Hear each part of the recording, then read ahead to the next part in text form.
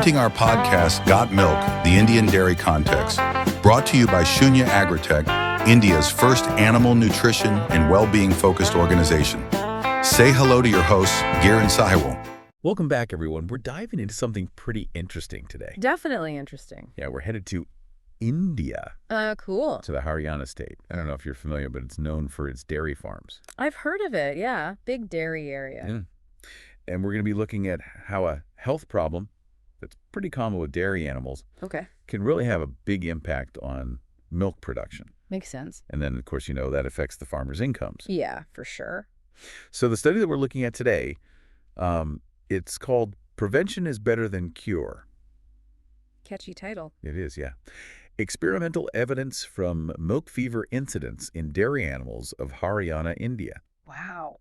So they were looking at something called anionic mineral mixture, or they call it AMM for short. Have you ever heard of I that? have, yeah. It's been getting some buzz in the agricultural world. Okay, so maybe you can help me understand this then. What exactly is milk fever?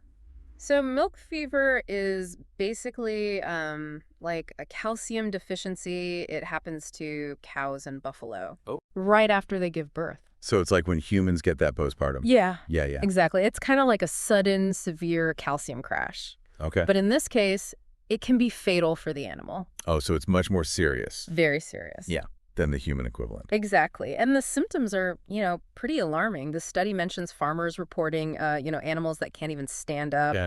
Their necks get all twisted to the side. Sometimes, in really bad cases, they even become unconscious. So not only is it dangerous for the animal, but I'm guessing it's also a big economic problem. Absolutely.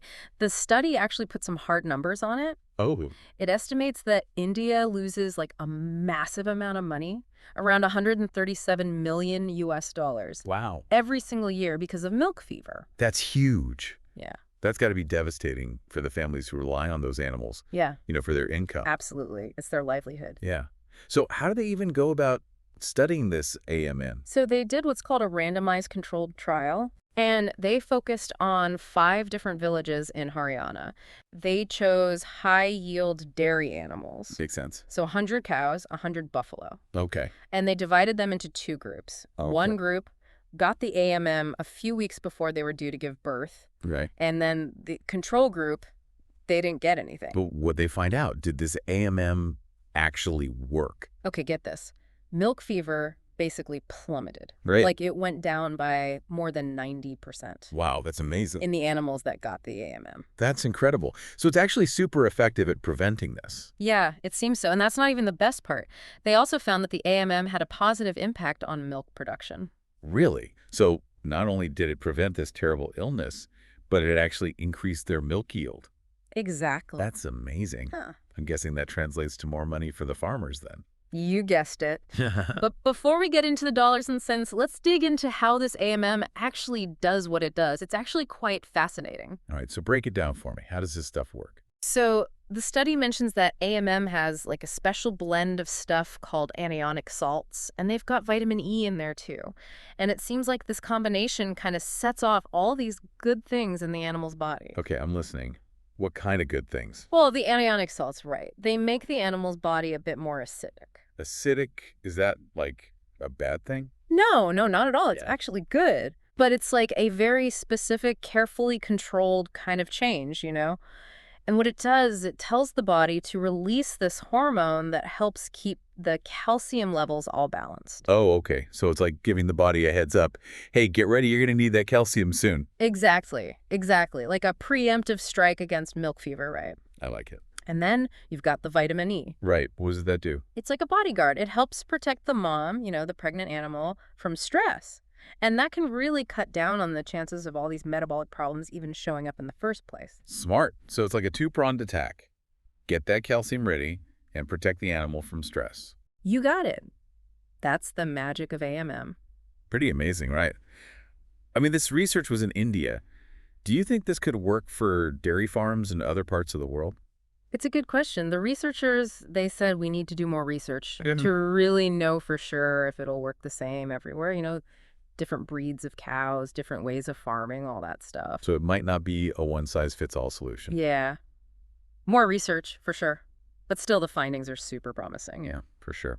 Well, let's talk money. The study looked at that too, right? Yeah. What did they find out about how this impacts the farmer's bottom line? Oh, yeah, they did. They really went deep on that, which is great. They wanted to see the real impact, not just the milk and the health, but the actual money. Right. And it turns out the farmers who used AMM, they saw a big jump in their income. How much are we talking? Well, it works out to about $215 more per animal every year. That's a lot. It is. And they did factor in the cost of the AMM itself, which is about $7 per animal. Oh, okay. So even with that cost, farmers are still making a lot more. Oh, for sure. Way more. It's a no-brainer, you know? Prevent the problem, don't wait to fix it. Exactly. So less suffering for the animals, more milk, more money for the farmers. Seems like a win-win-win. Totally. But, you know, the study did mention some things to keep in mind. Oh, okay. What were those? Well, first, they picked high-yield animals for the study, the kind that are already more likely to get milk fever. Right, because they're producing so much milk. Exactly. So it might not be the same for all dairy animals, and the study was only in one part of India. Right. So, yeah, the results are great, but we can't say for sure it'll be the same everywhere. Good points. I guess it's like anything else. More research needed. But still, this whole thing has been pretty eye-opening. I had no idea milk fever was such a big deal.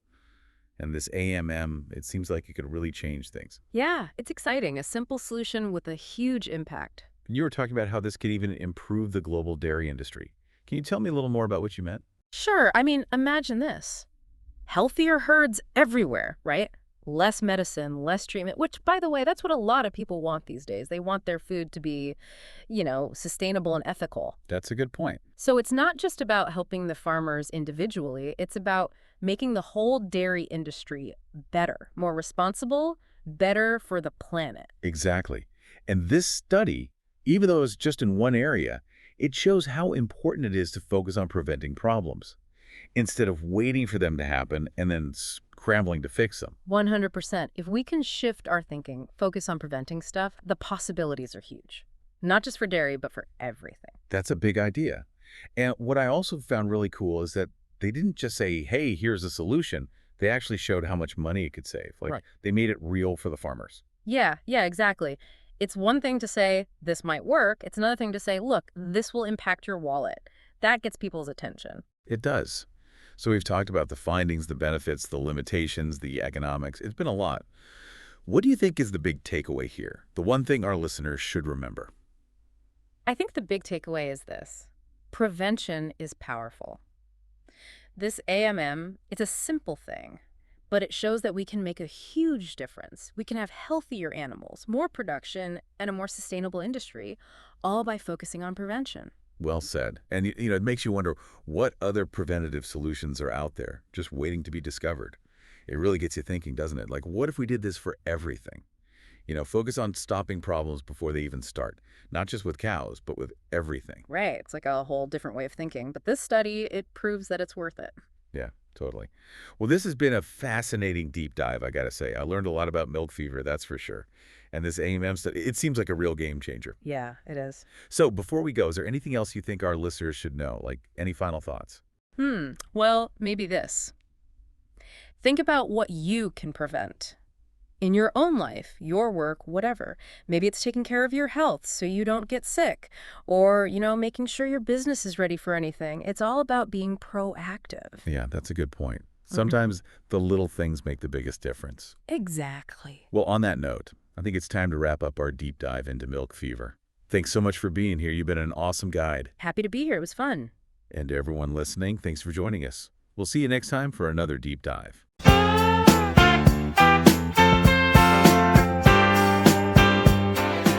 Hope you enjoyed this episode of Got Milk, the Indian Dairy Context. Subscribe to the podcast.